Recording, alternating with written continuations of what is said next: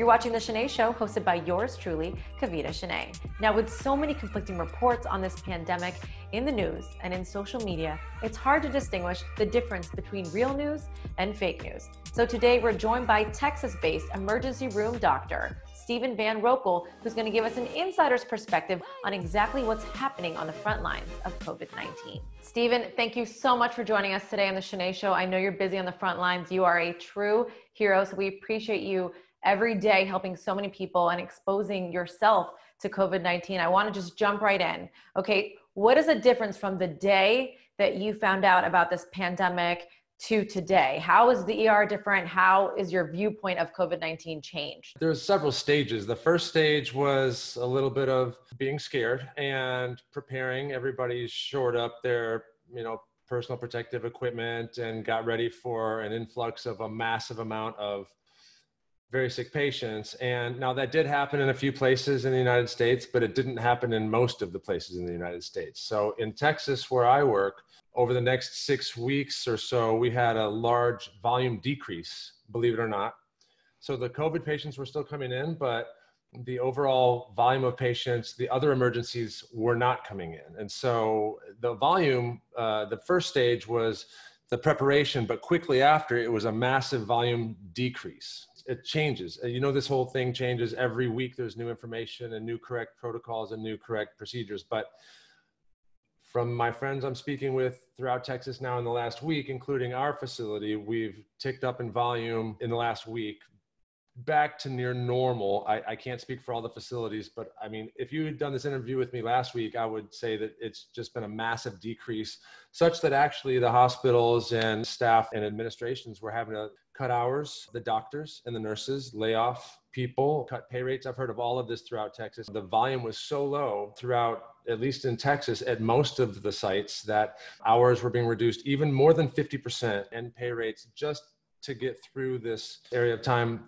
without going under. And so that was stage one. Now, during that, I wondered where the patients were. And on the side, I've also done telehealth for about 5 years, just sporadically, but I did a lot in the last 6 weeks. And that's where the patients were. So I've done over 600 calls in the last 5 or 6 weeks. And about 40% of those patients should have been either in the ER or in an urgent care. Typically, that's about 10%, 15% maybe. And every single patient said the same thing. I don't want to go to the ER and catch COVID. So this don't go to the ER perception that you speak about, how is this affecting patients? I mean, what is the repercussion of this? Okay, so I'll just give you 2 examples. Last week, I had a 70-year-old guy on the telephone with chest pain and shortness of breath, didn't want to call 911, didn't want to go to the hospital, terrified to go there and catch COVID. And, he's having a heart attack. And then a guy fell off his motorcycle.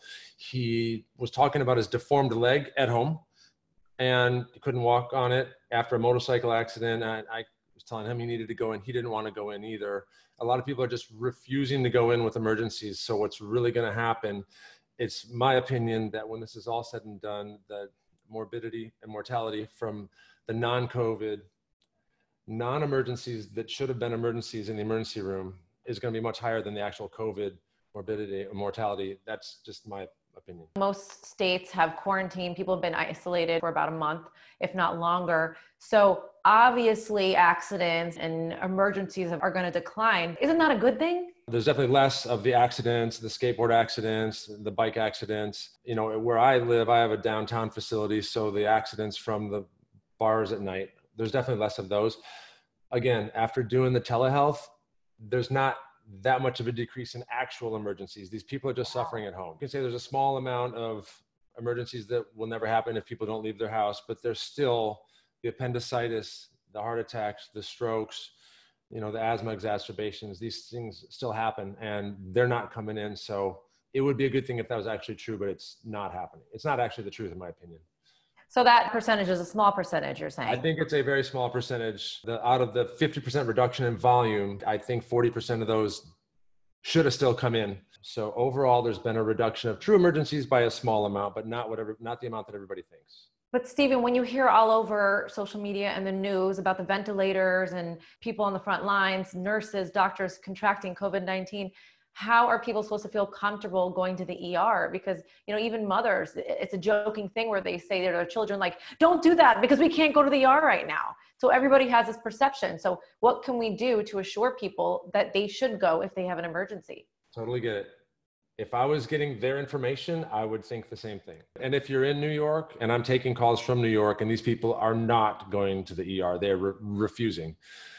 I could understand that, I guess, unless it was an ultra emergency, but throughout most of the pockets of the rest of the United States, and I can speak specifically for Texas, I mean, these hospitals and the freestanding ERs do a great job of separating the COVID from the non-COVID areas. In fact, there's a hospital system in Austin that they've separated hospitals into COVID and non-COVID hospitals. Wow. And then, for example, in our own freestanding ER that I work and part owner of, we have we have COVID rooms and non-COVID rooms. And so it's really being handled pretty well as far as, I mean, outside of the disaster zones, New York and Detroit, which those heroes have their own total other animal of problems. But in the rest and in Texas, you know, it's safe to go to the ER if you need to go to the ER. Well, I think somebody definitely needs to get that message out there. So we thank you for being the one to do that, so that people that do have emergencies, you can save their lives by letting them know that you guys are taking all the precautions to make sure that they wouldn't contract COVID, and it's a safe place to be. Segueing into New York, one of the high COVID areas, you know, I saw you post about a doctor, Dr. Loma Breen, who she contracted COVID. She's an ER doctor in Manhattan. And then she went home to recover, and she, I don't know at what point, but at some point committed suicide, and they think it's related to PTSD. You called her a true superhero. So what can you say about the mental health right now of medical professionals, and what do you think happened there? I mean, obviously you don't know her and can't speak for her, but just in general. The mental trauma for even the docs in Texas, which is low COVID volume compared to that. I mean, I have my own issues regarding it, and we're low compared to the rest of Texas, and they're low compared to New York, but I can't even imagine. My friends, I do have ER colleagues that are there working, and I hear the descriptions, and I just, it's really unbelievable what they're seeing and having to put up with. Now that doctor, she's a medical director of a Manhattan emergency department, and I've been a medical director for a lot of years. And so what she had to actually put up with in the multiples of hundreds or 1,000 of extremely sick people that she helped save and treat, and then got sick, and then went home and came back to work, and then took her own life. It's just, there's no words, and she's just a superhero. So do you feel like what you're describing in your area and in many of the United States is like that? And then you have, like you said, New York and Detroit, where, I mean, they're seeing so much that somebody took their own life because of it. So it's a completely different animal in those areas, correct? It's a true war zone. It's a different animal there. And so those guys are at the level of amazingness, and you can't even describe what a level of hero they are. And I mean, we all have our own, everybody is doing their part. The clerks in the grocery stores are heroes, okay? They are. Heroes, okay? But as far as me speaking for the medical professionals, the nurses, docs that are seeing these patients, including at my own staff, hospitals here, and then it just, in New York, you can't describe the level of commitment and difficulty, and there's just no words to describe what they're going through, and it's a true disaster and very sad, and I'm hoping that nobody else takes their life because of that.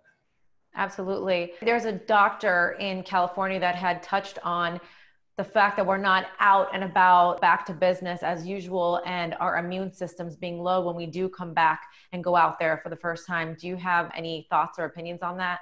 So I've thought about that for a few days. First of all, my opinion is I do not think that they're just trying to gain income for their sites, their urgent care sites. I don't. I mean, they have done a lot of work as well, and they are both physicians. They put in a lot of mental energy, and everybody's got their own opinion, and they have their medical opinion, and that is a valid opinion. Okay, now, do I agree with that fully? I don't, but that is still their opinion, and I don't think they're trying to be nefarious about that whatsoever. So that's my verdict from myself on what I've seen from that interview.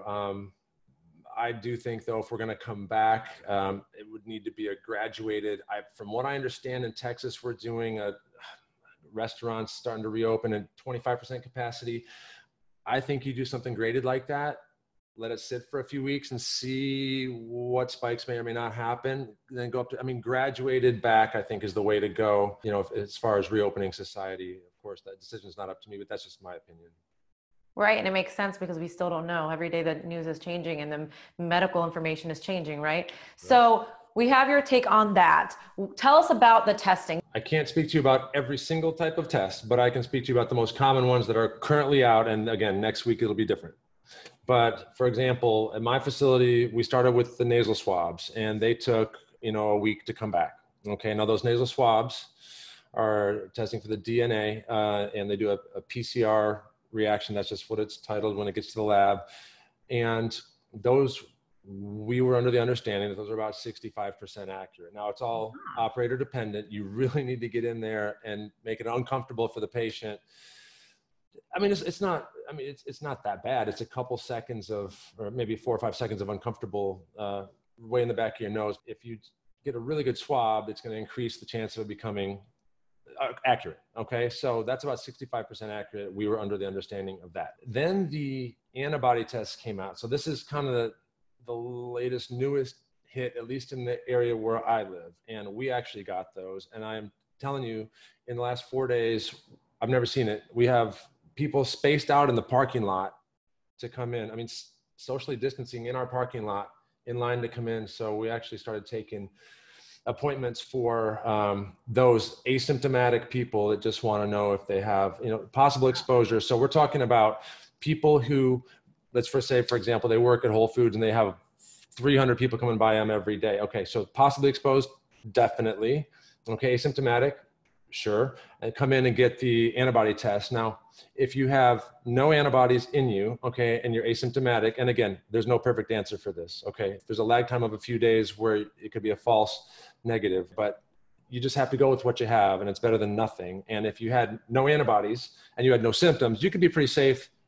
You know, statistically speaking, you probably are safe to be at work, okay? But if you have an antibody, okay, then there's two different kinds of antibodies, and one of them is called IgM, and it comes quicker in your system than the IgG.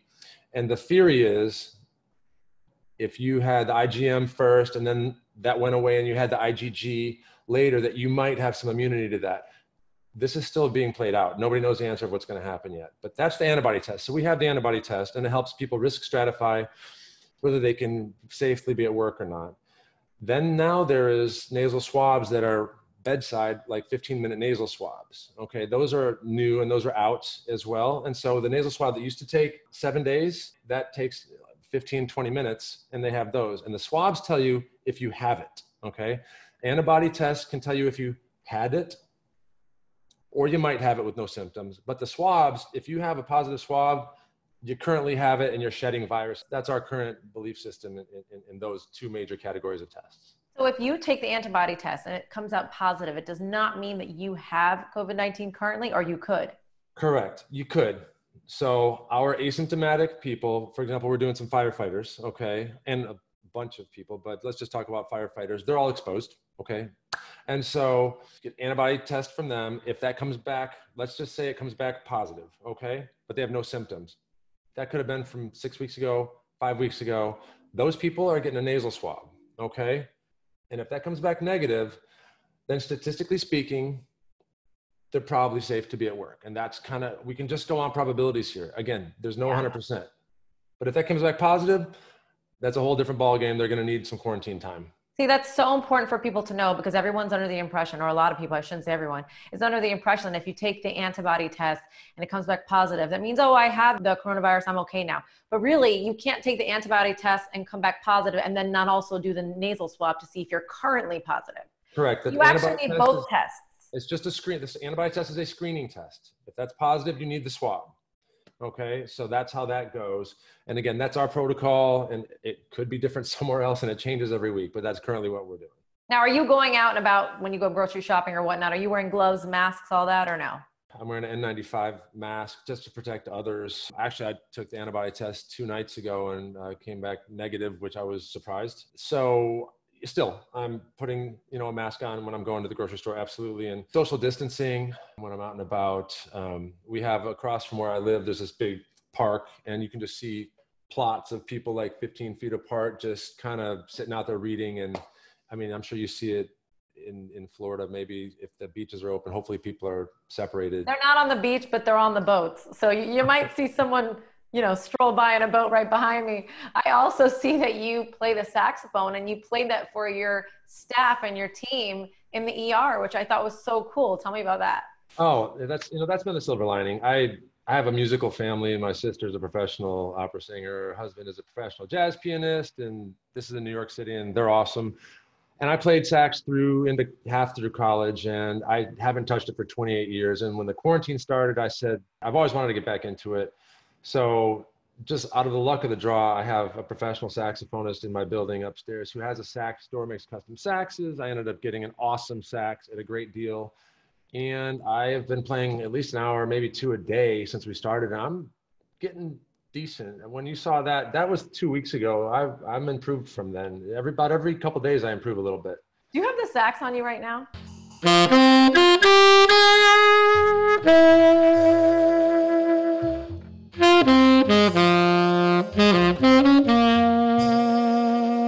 Is there anything else that you want the public to know? From an ER doctor, I think everybody has done a really good job of social distancing. We definitely flattened the curve.